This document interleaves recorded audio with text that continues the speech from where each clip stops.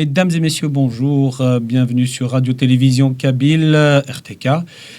Aujourd'hui, nous inaugurons une première émission, une nouvelle émission plutôt, qui se nomme Pensée libre. Et pour ce fait, pour la première émission, nous avons invité un libre penseur qui est Monsieur Gérard Vigneault. Bonjour Monsieur Vigneault. Bonsoir et merci beaucoup de m'inviter. Je vous en prie. Bonjour Zidane, avec qui nous avons le plaisir d'être encore aujourd'hui.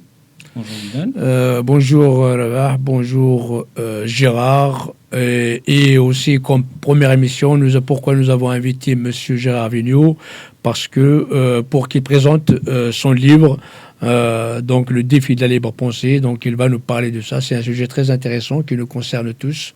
Voilà.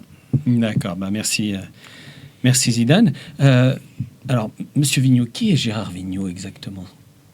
Qui je suis ? Oui.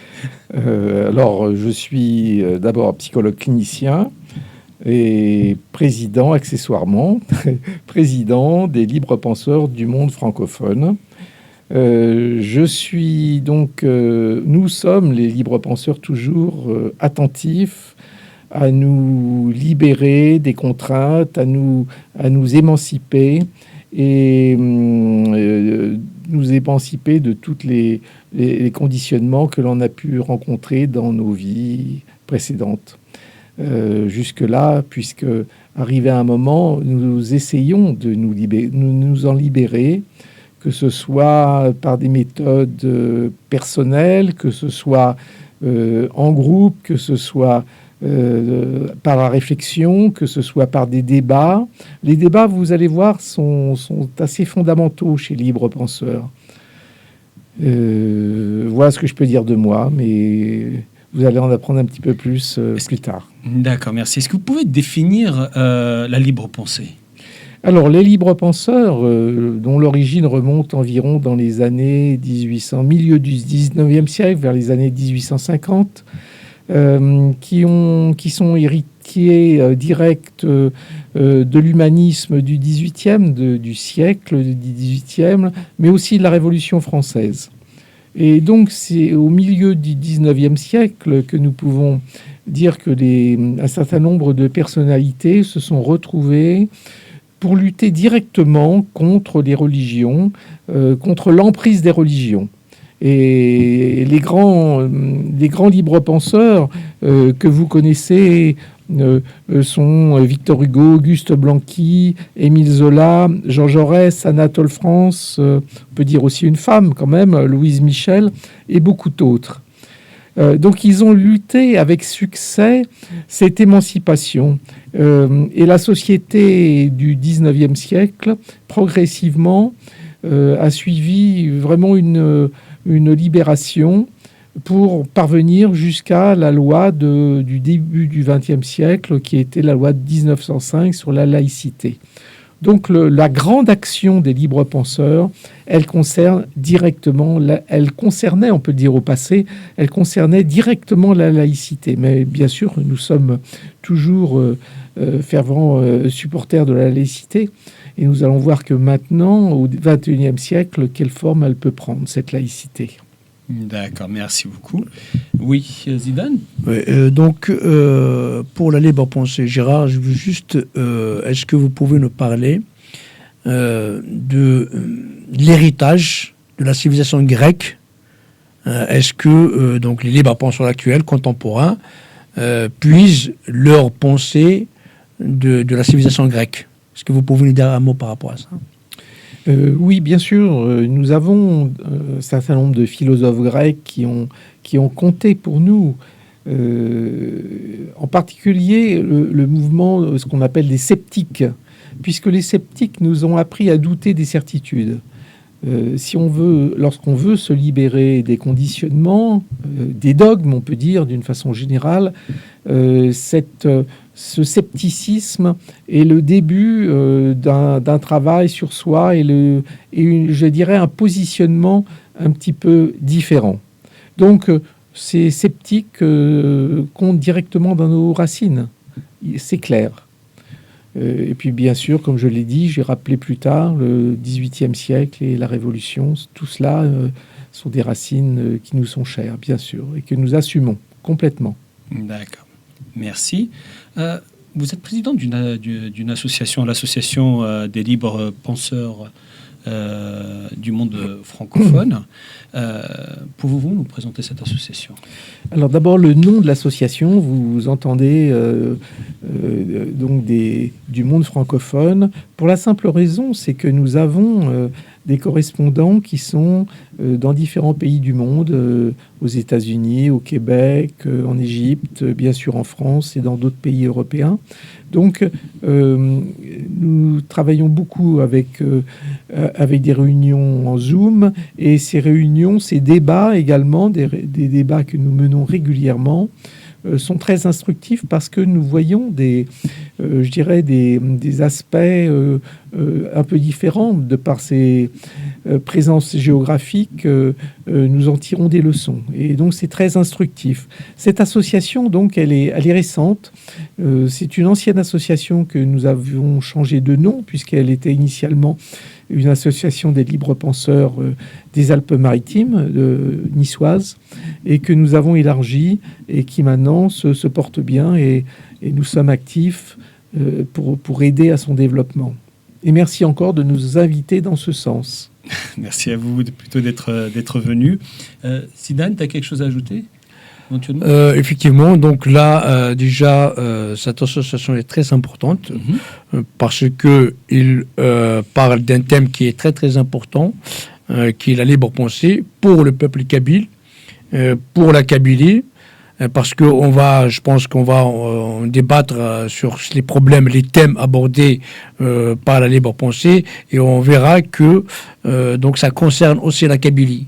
Donc c'est pour ça que nous invitons les Kabyles qui nous écoutent, d'adhérer à cette association. On pourra donner donc les modalités, comment adhérer à cette association, parce que, comment dirais-je, donc pour déjà promouvoir la libre pensée chez nous les Kabyles, en sachant que la Kabylie a été déjà, de base de sa nature, de sa culture, elle est déjà, donc il puise ces valeurs de la libre pensée. Et voilà, donc c'est pour ça que je demanderai à tous les Kabyles, s'ils peuvent adhérer, ça serait un coup de... Déjà, ça va servir à la Kabylie. Voilà. Ok, merci beaucoup Zidane. Effectivement, en Kabylie, la libre pensée est menacée par une certaine aliénation gouvernementale du pouvoir militaire arabo-islamiste qui est en place. En effet. Alors, vous venez de publier un livre qui se nomme Le défi de la libre pensée. Est-ce que vous pouvez nous dire quels sont les grands axes, les thèses et les valeurs plutôt que vous développez dans ce livre ? Alors, ce livre développe un certain nombre de réponses aux sujets contemporains. Et vous verrez qu'en regardant la table des matières, que nous évoquons vraiment des sujets très nombreux et très diversifiés.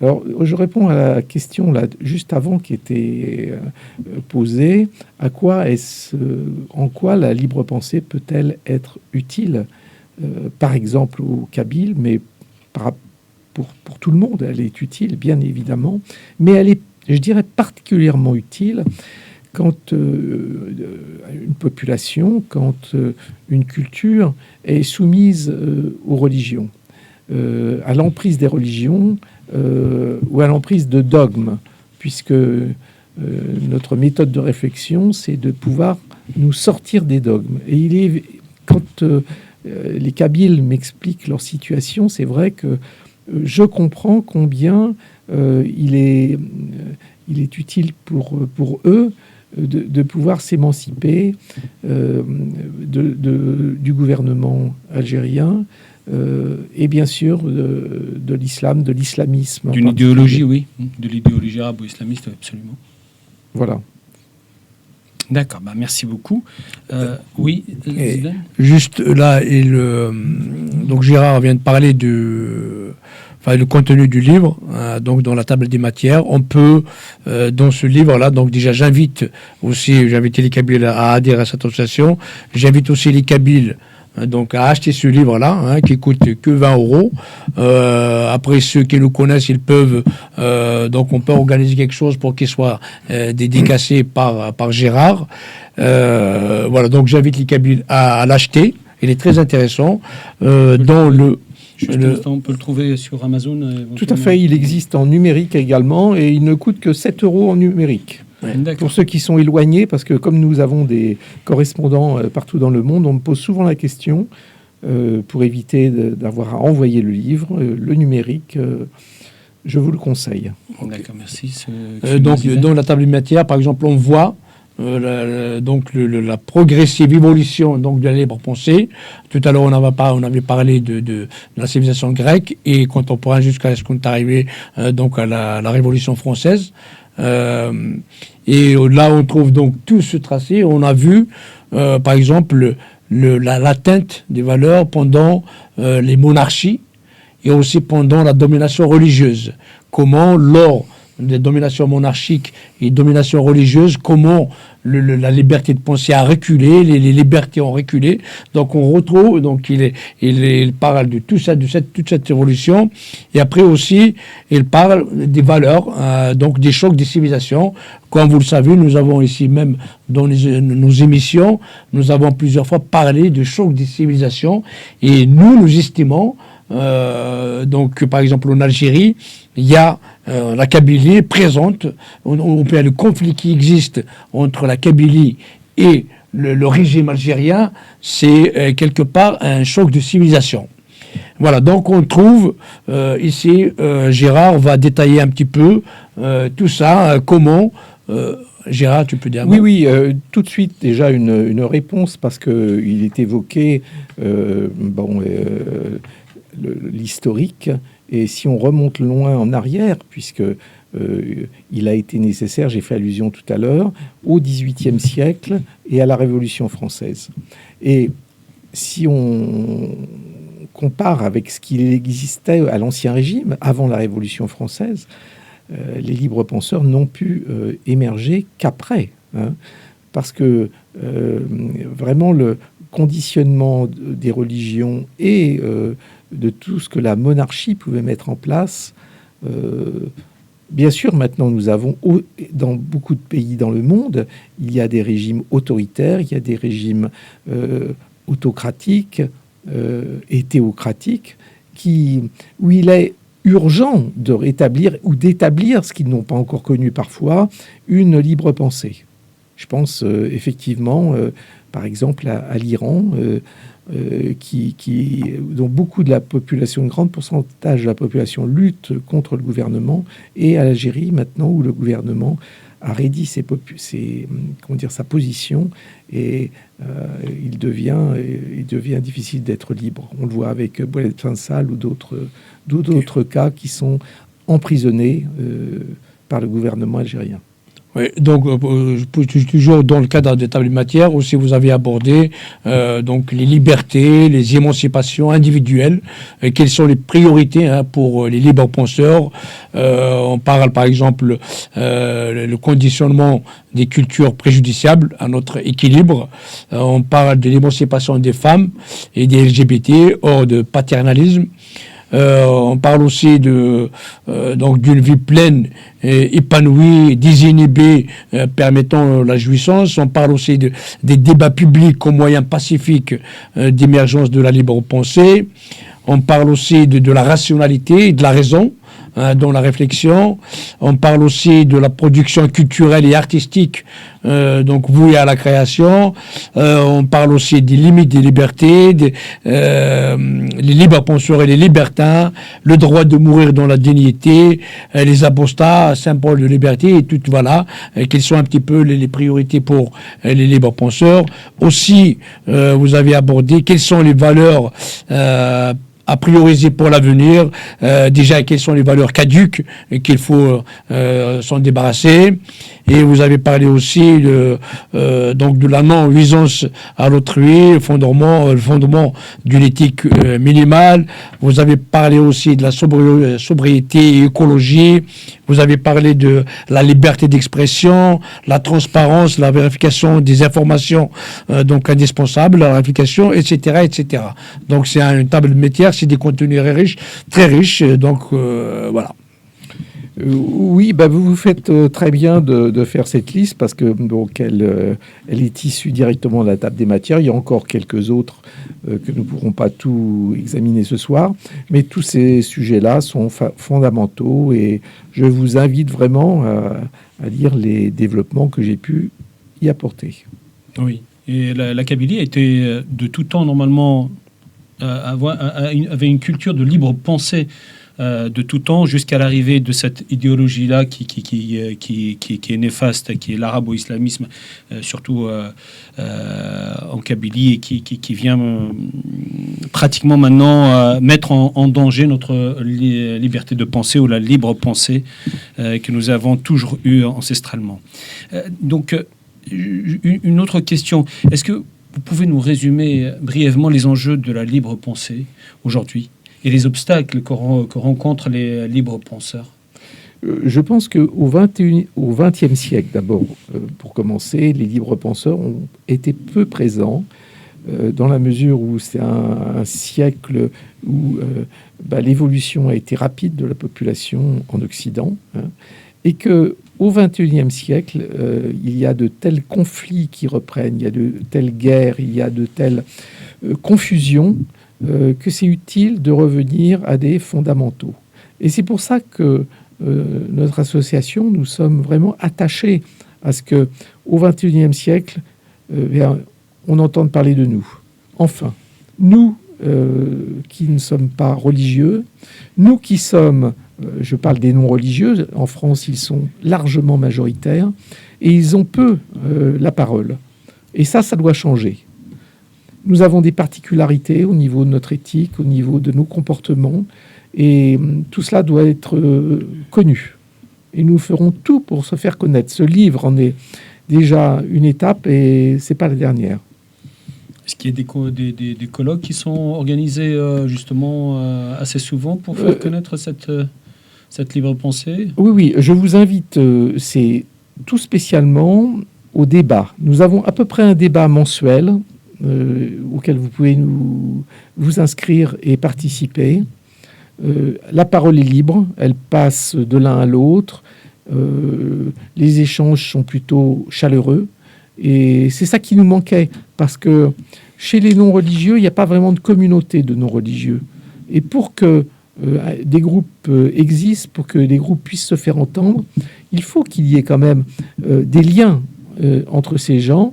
Et ces gens, ils passent par la fraternité et passent par des échanges agréables de gens qui ont envie tout simplement de se retrouver. Pourtant, les non-croyants ou les non-religieux sont beaucoup plus importants en France que les religieux. Je veux dire que les croyants ont une religion. Tout à fait. Tout à fait. Et alors, à ce titre, les journalistes parlent vraiment du retour du religieux. Alors là, c'est une grande fausseté. Ils ne connaissent pas du tout les chiffres, mais s'ils les connaissaient, s'ils voulaient regarder, s'ils prenaient le temps de regarder, en Europe occidentale, et particulièrement en Europe du Nord, mais aussi en Amérique du Nord, les chiffres sont en continuelle évolution. Et nous sommes, je vous l'ai dit, en ce moment, nous sommes, pour vous dire un chiffre, les dernières évaluations, c'est 63% de non-religieux en France. Et pourtant, ces 63%, ils n'ont presque jamais la parole. D'accord. Zidane ?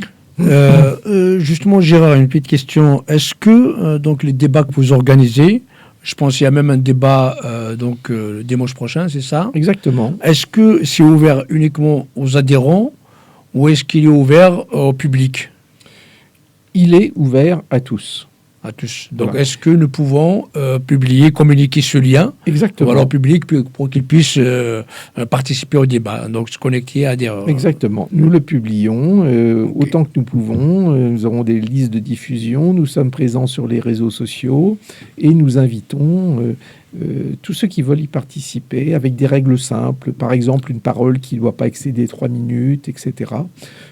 Pour que tout cela se gère au mieux. Mais je vous le dis, à peu près une fois par mois, nous avons ce débat qui, à mon avis, est très positif pour tous les participants. Excusez-moi, débat dans une salle ou via Donc, des... ces débats-là se font par visioconférence, D'accord, par Zoom. visio. D'accord. Donc, de chez soi, tous ceux qui veulent y participer peuvent participer. Et la communication pour faire connaître ce débat-là se fait par Internet ou elle se fait sur invitation? Comment elle se fait? Je vous le disais, nous avons une liste de diffusion, donc tous les emails que nous possédons et que nous allons posséder, elle est toujours en mouvement, cette liste.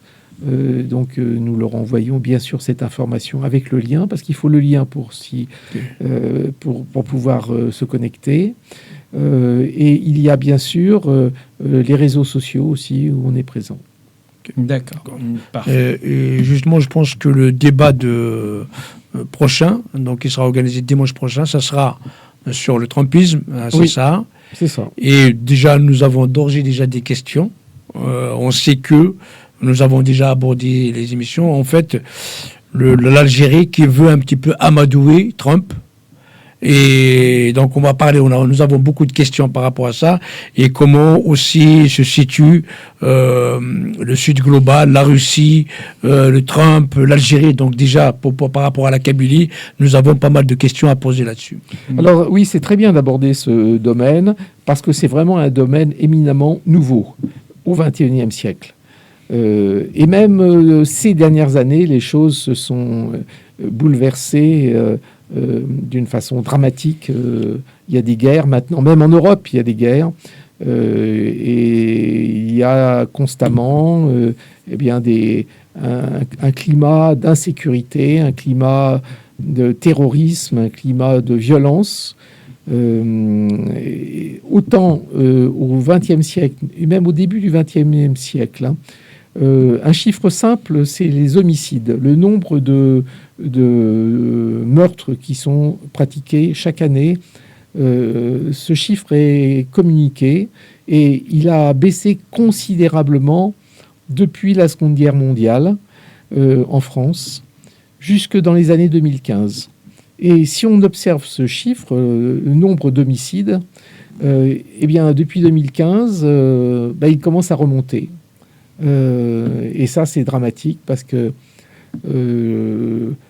tout l'humanisme que les démocraties ont pu développer, il est remis en cause et il commence à se démolir. Donc, nous devons être vigilants et c'est bien vraiment de parler de la géopolitique et sur la scène internationale, comment comprendre tous ces événements qui se passent. Justement, en parlant de ça, du trumpisme et de l'international, à votre avis, comment les libres penseurs voient l'ordre ou bien le désordre géopolitique mondial qui est en cours actuellement?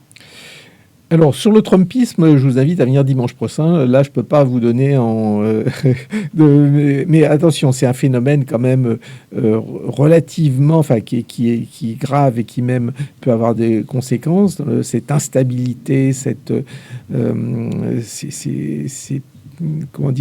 paroles d'un président américain qui sont sujets à beaucoup de discussions et qui sont fluctuantes.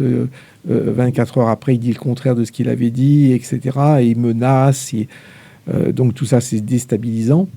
Mais d'une façon globale, l'Amérique du Nord fait quand même encore partie des démocraties, comme l'Europe occidentale.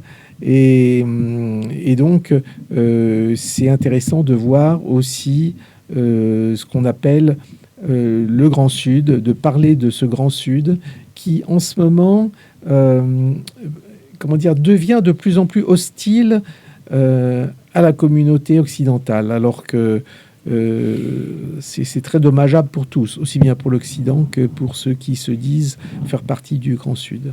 Il y a beaucoup à dire là-dessus. Justement, par rapport à l'ordre géopolitique, on sait que, en fait, avant, il y avait une domination, donc disons américaine ou l'Occident en général. Donc c'est ce qu'on appelait l'unilatéralisme. Donc le monde un peu, il est unilatéral. Là, maintenant, ce qu'ils veulent, en fait, il y a entre bilatéralisme, ça veut dire deux blocs qui vont naître. Comment dire, bon, l'Occident et soi-disant le Sud global. Après, la Russie, on ne sait pas où est-ce qu'il faut la mettre. Ou bien ce qu'on appelle un petit peu le multilatéralisme. Donc ça veut dire qu'il y a plusieurs pôles. Il y a les USA, il y a la Russie, il y a la Chine, il y a le Sud global et tout ça, en fait. Il y a plusieurs blocs. En fait, d'après les libres penseurs, quel est le mode qui un petit peu peut bien régir les affaires du monde, quoi, qui conviendrait le mieux donc à la situation géopolitique mondiale. Oui, alors il y a, puisque j'ai commencé en parlant du Grand Sud global, ce que j'ai remarqué personnellement, et là j'ai lors de voyages, je vois que les choses avancent et dans un sens dangereux, en particulier en Afrique, au Sahel directement et en Afrique du Nord. Alors c'est un phénomène nouveau parce que autant la colonisation au XXe siècle, moi je l'ai dénoncé dans toute ma jeunesse et une partie de ma vie, elle était réelle au XXe siècle encore, mais heureusement l'Afrique du Nord a trouvé son indépendance dans les années 60, donc depuis elle avait tout à fait loisir de s'organiser et ce qui est paradoxal, ce que je disais, c'est que depuis quelques années, depuis par exemple 5 ans, alors que nous sommes loin de maintenant que nous sommes loin de la colonisation, et que vraiment les références de l'Afrique du Nord et du Sahel peuvent être multiples, et c'est très bien comme ça. Brusquement, il y a une hostilité qui se développe. Alors ça, elle est incompréhensible, elle est paradoxale. Moins les colonisateurs sont présents, parce qu'ils sont maintenant très loin, et plus cette hostilité augmente. Je pense que la colonisation est vraiment un prétexte de certains gouvernements pour cacher la corruption, pour cacher leur mauvaise organisation, et pour avoir en fait l'assentiment de la population en général. Et donc de partir dans une croisade anti-occidentale. Ça, c'est vraiment désastreux. Si on est un petit peu sensible aux liens que peuvent avoir, par exemple, le nombre de pays d'Afrique avec l'Occident, c'est navrant, c'est ce développement récent. D'accord. Voilà. Parfait.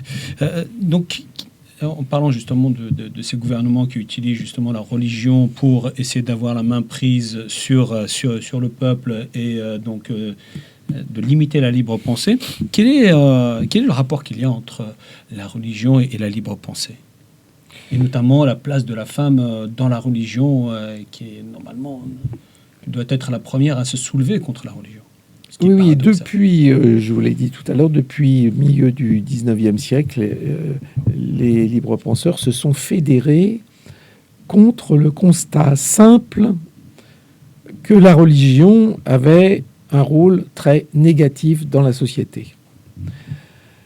Et maintenant, donc, la religion catholique est malheureusement encore présente. Je dis malheureusement à bon escient, parce que chez nous, il n'y a pas de religieux quasiment, et que cette religion s'est sécularisée, autant qu'elle a pu, autant qu'on l'a obligée à l'être, et la laïcité a fait son grand travail, mais que nous sommes aux prises avec l'islamisme militant et avec la radicalité.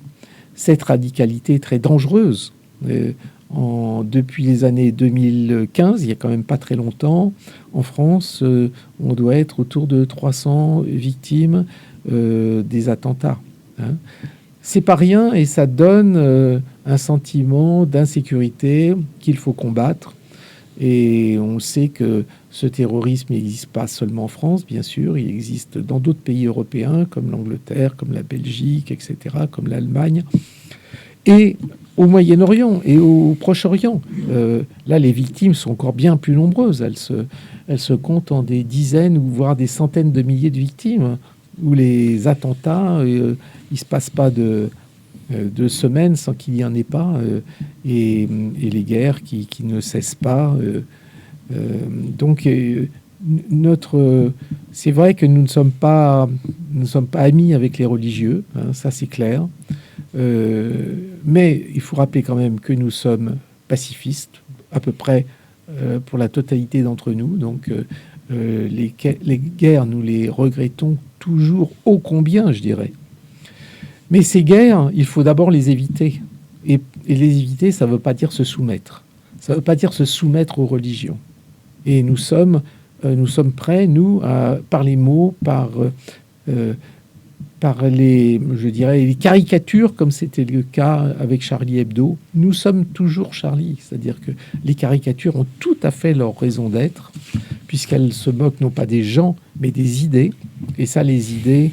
il faut les remettre en cause. Les idées religieuses, il faut être capable de les remettre en cause. Elles sont trop, je dirais, dangereuses pour l'humanité en général. Est-ce qu'on peut dire les deux s'affrontent, la libre pensée et l'idéologie religieuse, qui est une idéologie dogmatique, qui est un discours dogmatique, effectivement. Est-ce qu'on peut dire que ça s'affronte, ou est-ce que vous pensez que il y a peut-être une conciliation? On n'est pas en guerre, parce qu'on, comme je vous l'ai dit, on n'est pas guerrier. Mais par contre, on s'oppose par les mots, oui. On a notre franc-parler et on n'acceptera jamais de se soumettre comme nous avons pu l'être. Sous les monarchies, nous étions complètement sous l'emprise des religions. Et certains pays actuels, je pense aux théocraties, elles sont encore, comme pouvaient l'être des pays occidentaux au XVIIe siècle, au niveau de cette emprise religieuse, hein, je parle. Et cette emprise religieuse, donc, c'est vraiment ce que nous voulons lutter par les mots contre. Ça, c'est clair. D'accord. Zidane, Gérard, vous avez parlé dans votre livre, en fait, vous avez fait une étude où la majorité dans le monde est pratiquement non religieuse. Soit elle est athée, hein. Je parlais d'abord de la France, de l'Europe et de l'Amérique du Nord. L'Amérique du Nord, qui est de l'Occident en général. Ok. Et la majorité donc ils disent non religieuses, mais ce sont pratiquement les religieux qu'on voit, qu'on entend, qui sont plus visibles, plus audibles, puissants, plus organisés. Alors que, voilà, comment expliquez-vous déjà ça ? Je l'ai dit tout à l'heure, les communautés religieuses sont hyper organisées, hyper prosélytes. Nous, on n'est pas tellement prosélytes. Il faut qu'on le soit un petit peu, un minimum quand même. Il faut qu'on parle de nous. Hein. Mais il y a vraiment quelque chose d'anormal là. Beaucoup pensent en France qu'il y a un retour du religieux. Voilà. Pour parler de la France et des pays francophones, non, c'est pas du tout ça. Et pourtant, on entend parler beaucoup de religions, que ce soit pour le pape, que ce soit pour tous les événements, les fêtes religieuses, etc. Et les athées et les libres penseurs, on entend vraiment quelques minutes par semaine, peut-être. C'est le maximum. Vous avez parlé tout à l'heure d'un certain pourcentage de 60%, 63% d'athées et de non-religieux. On va dire non-religieux pour les agnostiques et les athées. France, ouais. Donc 63% à peu près en France, c'est ça. Ce qui est énorme. Et pourtant, on les entend pas tellement. Est-ce que vous pensez que justement pour que il y ait un recrutement pour que l'aspect religieux, les religieux se développent, ont besoin de faire du bruit et de se faire connaître.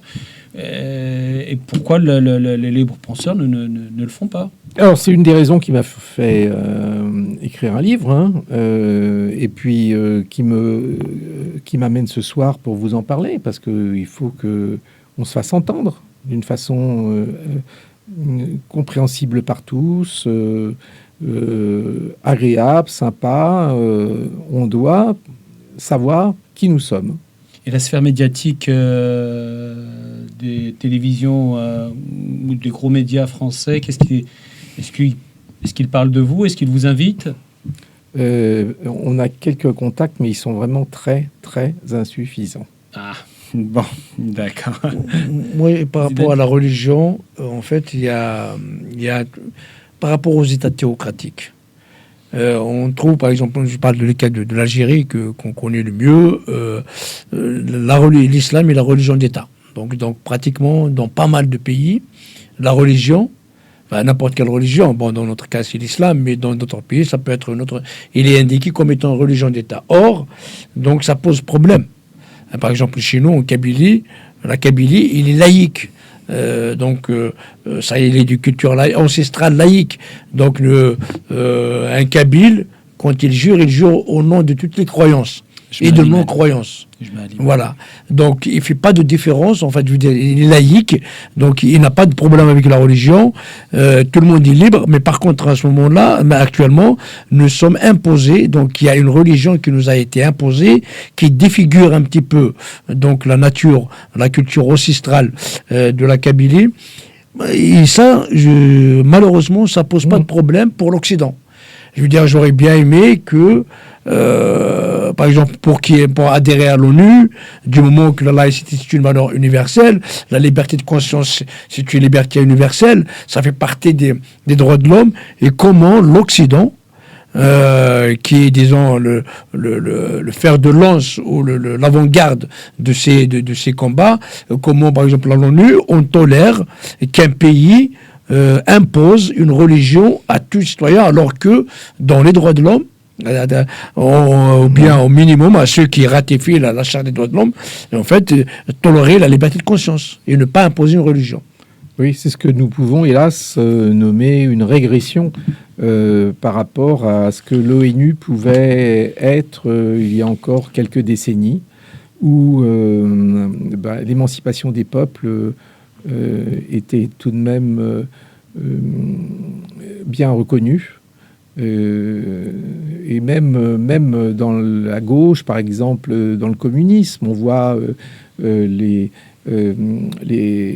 veux dire que il était très clair que l'opium du peuple, c'était la religion, hein, chez les marxistes, et que certains à l'extrême gauche oublient combien cet opium du peuple est dangereux et comment au nom de, je sais pas, il y a même des femmes qui veulent parler de leur émancipation en disant la liberté de porter le foulard.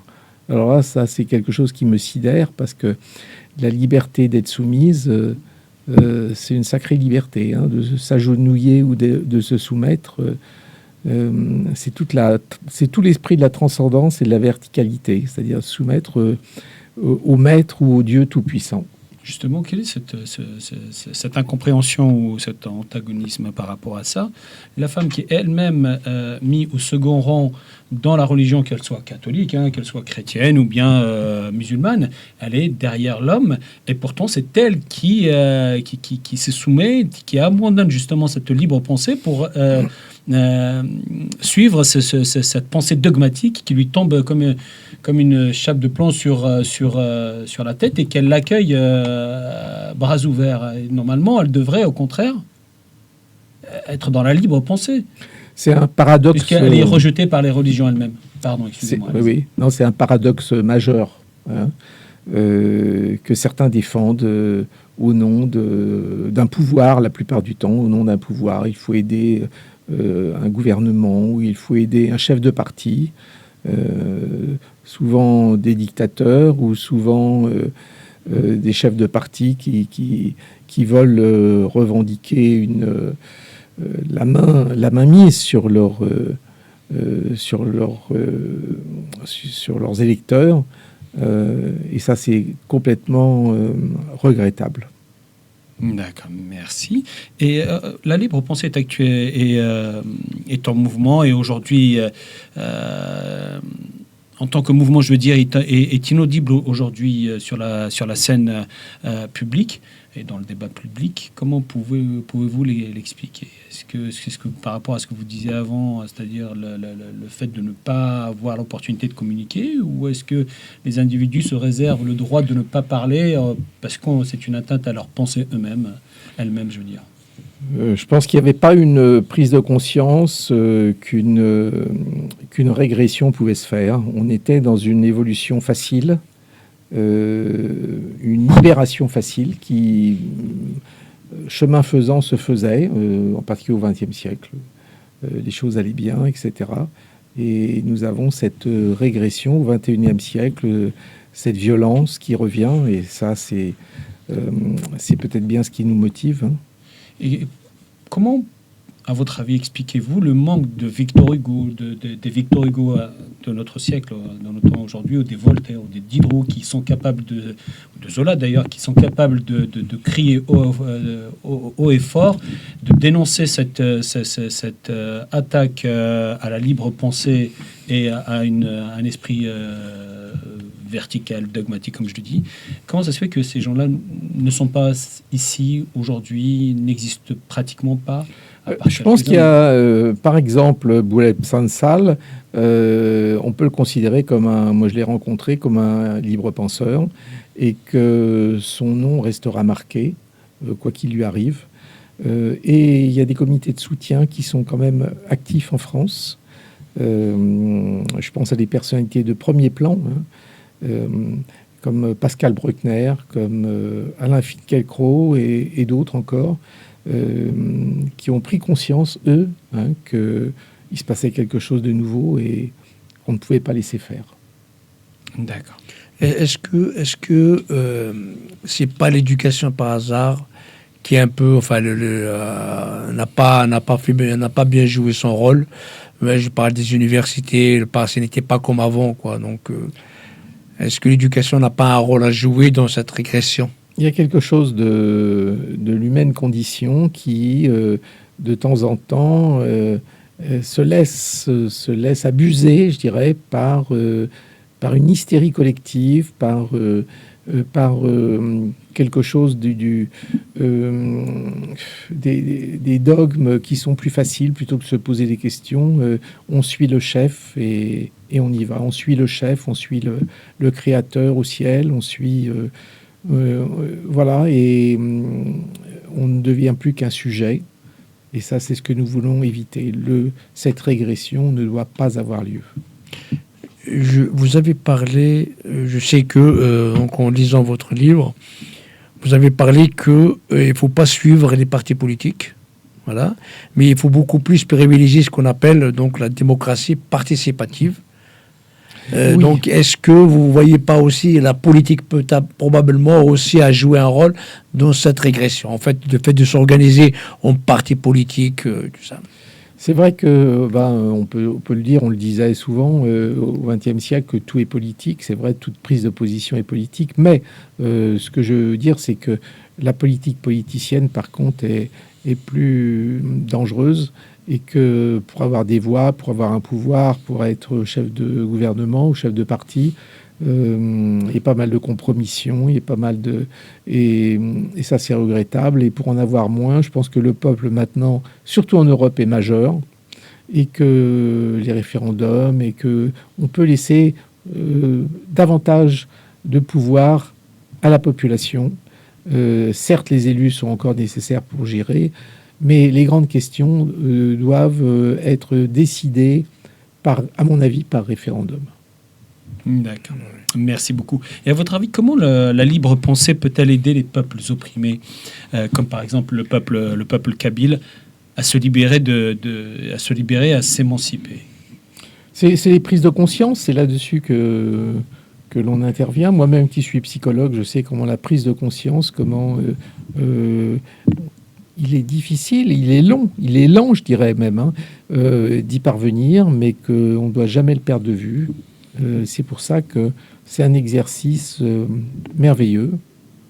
Se passer des religions, se passer de la transcendance, cette verticalité, pour préférer à la transcendance l'immanence, c'est-à-dire l'horizontalité. L'horizontalité et le pouvoir à la population, c'est vraiment mieux que le pouvoir à un dictateur. Oui, justement là-dessus, on a parlé un peu de politique, on a parlé un peu de la démocratie aussi participative. Ça, par exemple, le peuple kabyle, je ne sais pas si vous avez entendu, je vous inviterai à regarder en fait ce que disait Karl Marx quand il a visité la Kabylie. Il a dit, si j'avais visité la Kabylie avant de la rédaction de son livre, il aurait écrit autrement. Donc il était un peu étonné de trouver qu'il y a déjà, donc il y a plusieurs siècles avant, c'est une un peu valeur intrinsèque du peuple kabyle, ancestral, cette démocratie participative. Il est entouré autour de ce qu'on appelle l'agora. D'ailleurs, même, on a l'agora, donc la civilisation grecque, et on l'a retrouvé aussi, donc à cette période-là en Kabylie. Donc il y a une agora, c'est un comité un peu de village qu'on appelle Tejmat, donc une assemblée de village, et qui décide donc des affaires de la cité, les affaires du village, loin de la religion, loin de ce qu'on veut dire des dogmes verticaux. Donc c'est le citoyen lambda, le villageois lambda, il a son pouvoir à parler de ça. Et par contre, donc même ça n'a pas suffi. Donc on a parlé de la décadence, de la régression, et actuellement la Kabylie, on a trouvé aussi que donc il y a eu cette régression, et vous avez parlé aussi de la conscience de l'esprit. Nous, on veut la parler en fait d'une décolonisation de l'esprit, parce que là aussi on a parlé de la colonisation. Quand on parle de colonisation, on va automatiquement à la colonisation des empires. Les empires français, l'empire britannique, mais nous, en fait, on s'en fout de ça. Ça y est, ça s'est passé, on ne va pas refaire l'histoire. Mais il faut penser pour l'avenir. Et actuellement, il y a des néocolonisations, donc des nouvelles colonisations. Par exemple, on prend le cas de la Kabylie, qui est colonisée par l'Algérie, le régime algérien. On dit toujours en Kabylie, la France est sortie, il est remplacé par l'Algérie. Donc actuellement, nous avons besoin, déjà c'est une question que je pose, avec donc cette libre pensée, et puis donc le mouvement des les libres penseurs peuvent aider, par exemple, je prends le cas de la Kabylie, mais il peut être juxtaposé à tous les autres peuples opprimés, comment décoloniser les esprits. On va dire, vous êtes déjà, il faut les convaincre que vous êtes réellement colonisés par le régime algérien. Donc comment la libre pensée peut aider ces peuples, notamment la Kabylie, donc à se libérer, à s'émanciper. Mm-hmm.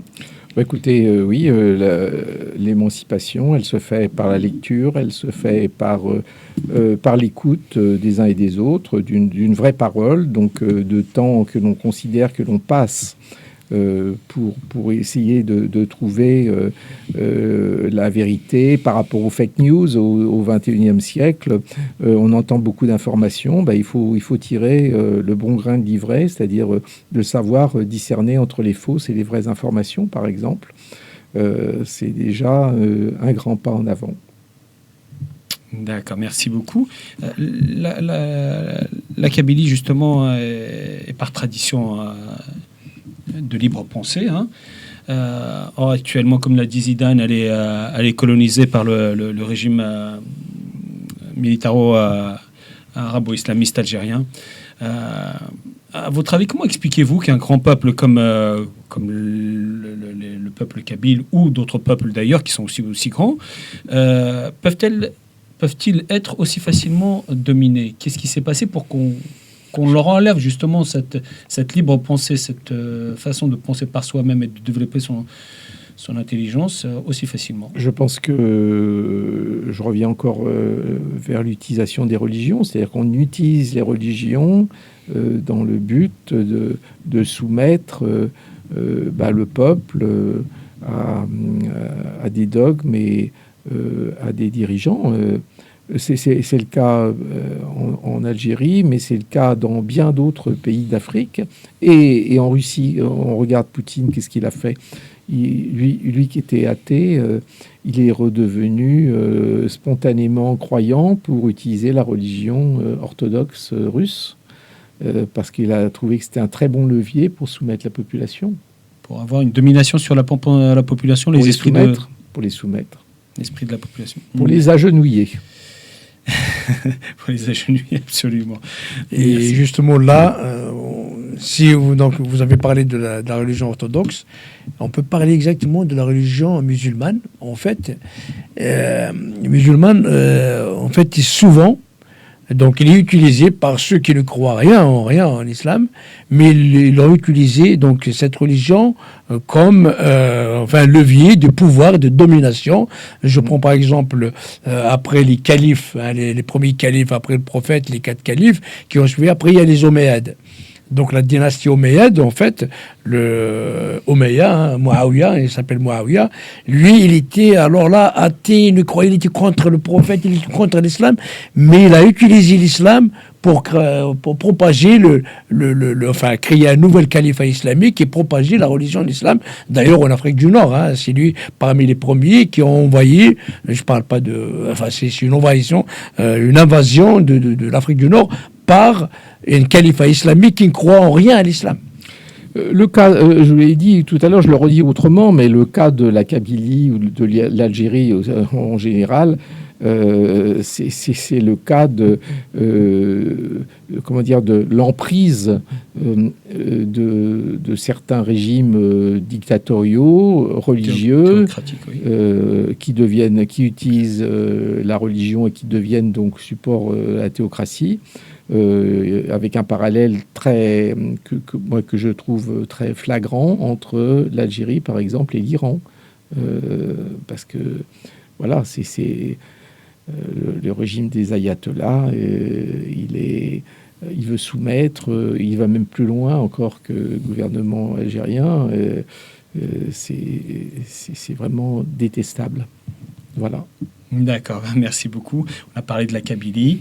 Dernière question, puisqu'on arrive bientôt à la fin de cette émission. Que pensez-vous justement de la lutte pacifique du peuple kabyle, que le peuple kabyle mène pour son droit à l'autodétermination, donc à son indépendance?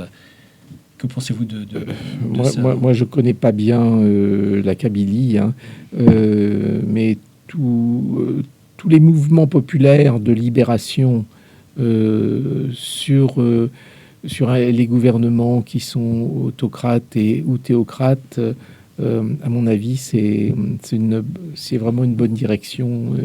Et je pense que la libération, elle est au bout du tunnel. Et justement, nous, on parle bien de mouvement pacifique, de lutte pacifique. Attention, tout à fait, de lutte pacifique. Et nous justement posons ou nous utilisons justement cette libre pensée pour réveiller et passer un message aux gens de façon à ce qu'ils commencent à réfléchir et à analyser ce qui les entoure par eux-mêmes, de leurs conditions, pour arriver justement à cette autodétermination via un référendum. C'est les bases de la réflexion. C'est ça vraiment notre outil principal. C'est pour ça que je vous invite encore une fois à venir à ces débats mensuels chez nous, et vous verrez comment on fonctionne et vous verrez si vous êtes satisfait des résultats. D'accord, merci beaucoup. Zidane, nous arrivons à la fin de cette émission. Est-ce que tu as...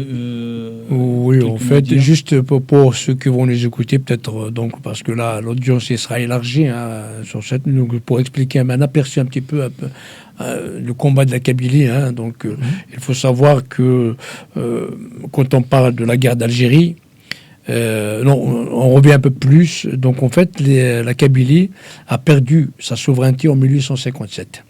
Donc, avant 1857, malgré les invasions, les différentes invasions qui se sont succédées en Afrique du Nord et en Algérie, donc la Kabylie a gardé sa souveraineté jusqu'en 1857. Et contre l'avis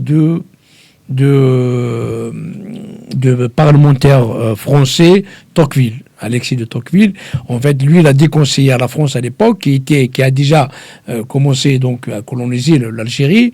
Il lui a dit surtout ne touchez pas à la Kabylie, parce que la Kabylie, il est un peu libre, il est ouverte, il est facile, donc on peut échanger avec elle.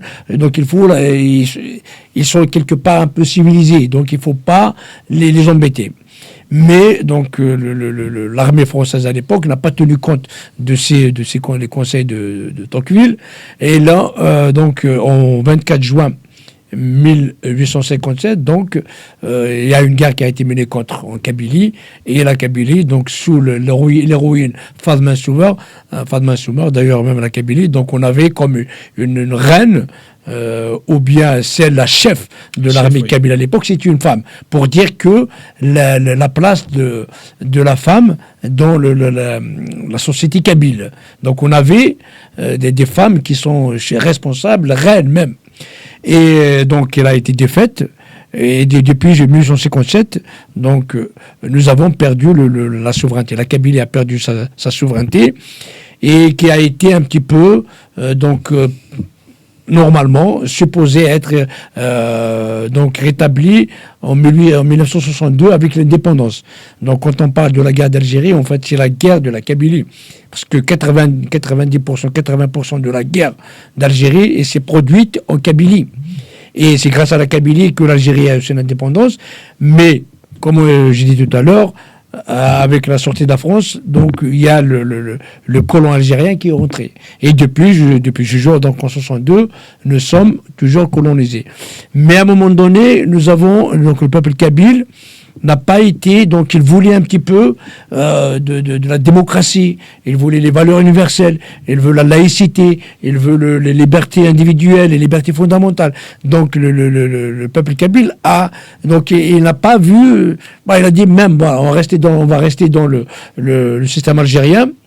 Mais mais on demande plus, on ne veut pas être colonisé, on veut plus de liberté. Donc d'où l'utilité de la libre pensée et des libres penseurs pour la Kabylie. Donc on voulait les valeurs universelles et pas une dictature arabo-islamiste. Et donc on a après, quand on a vu en contrepartie, l'Algérie a fait des génocides, parce qu'on a été victime de plusieurs génocides, et là, depuis 2016, la Kabylie demande son indépendance. Oui, voilà. Enfin, moi je peux pas aller plus loin dans l'histoire de la Kabylie, que je ne connais pas les particularités. Mais ce que je vous ai dit sur la libre pensée, elle peut s'appliquer sur tous les cas de figure, et en particulier sur les peuples opprimés. On a besoin d'énormément de libre penseurs, en tout cas en Kabylie, pour réfléchir par nous-mêmes et ne plus être soumis à cette idéologie ou cet esprit dogmatique des verticales. Oui, tout à fait. Voilà, en tout cas, pas seulement en Kabylie. Et pas seulement en Kabylie, de par le monde. C'est l'exemple, la Kabylie a été pris pour l'exemple, mais il y a énormément de peuples malheureusement qui sont opprimés et de par le monde. Voilà. Donc, et ce sont des luttes pacifiques.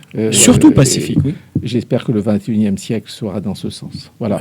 Merci. Bien. En parlant justement un dernier mot, en parlant de la femme, effectivement, nous, on dit que l'homme construit la maison physiquement, mais que la femme la soutient, c'est la poutre ou les piliers. Le pilier de la maison. Et là, par contre, on peut dire c'est un symbole du fait de l'éducation, de la sagesse, de la culture, des transmissions des valeurs.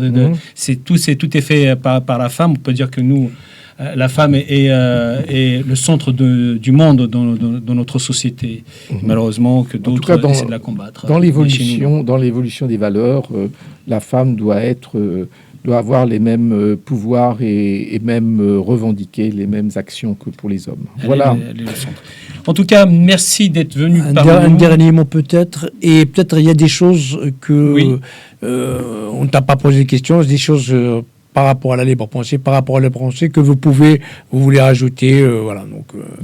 Je crois qu'on a fait un tour d'horizon. Le reste, il est dans le livre. Le détail, on n'est pas rentré dans les détails ce soir, mais on fait un tour d'horizon. Donc, je suis prêt à débattre sur certains, avec certains, si certains ont des commentaires à me faire. Voilà, nous invitons tous nos téléspectateurs à acheter ce livre qui est Le défi de la libre pensée de Monsieur Gérard Vigneault. En tout cas, merci énormément d'être Merci venu. beaucoup. Merci d'avoir accepté notre invitation. Et ce serait avec un grand honneur qu'on vous réinvitera éventuellement prochainement. Merci à vous. Merci bien. Et quant à nos téléspectateurs, je leur dis merci Zidane, effectivement. À nos téléspectateurs, je leur dis merci de nous avoir suivis. Et à la prochaine, n'oublions pas bien sûr les prisonniers kabyles qui sont encore en train de souffrir et d'être torturés dans les geôles algériennes pour l'indépendance de la Kabylie, pour la libre pensée justement des Kabyles. En tout cas, nous avons une grande pensée à eux. Merci beaucoup et à la prochaine. Abonnez-vous à notre chaîne de télévision, Radio-Télévision Kabyle. À la prochaine. Bonne soirée.